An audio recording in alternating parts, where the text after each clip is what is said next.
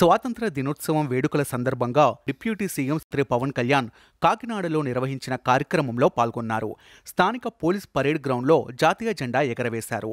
ఇక్కడకు ఆయనతో పాటు కుమార్తె ఆద్యాను కూడా తీసుకువచ్చారు. ఆమెతో కలిసి పవన్ తీసుకున్న సెల్ఫీ ఇప్పుడు నెట్టింట వైరల్గా మారింది. నాన్నతో పాటు హైట్ ఉన్న ఆర్యాను అందరూ ఆసక్తిగా గమనించారు. జెండా వందన కార్యక్రమం ఆద్యాంతం పవన్ తన మార్కును చూపించారు. తన స్పీచ్తో అందరినీ మెప్పించారు.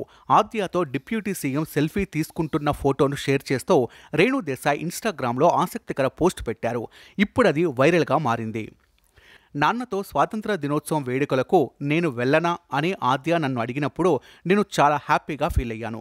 తండ్రితో సమయాన్ని గడపాలనుకోవడం, ఉన్నత స్థానంలో ఉన్న వ్యక్తుల జీవితం ఎలా ఉంటుందో తను చూడాలనుకోవడం, ఏపీ ప్రజల కోసం వాళ్ళ నాన్న చేసే పనులను ఆద్య అర్థం చేసుకోవటం, ఆయన్ను ప్రశంసించటం నాకు చాలా ఆనందం కలిగించిందని రేణు దేశాయ్ పేర్కొన్నారు.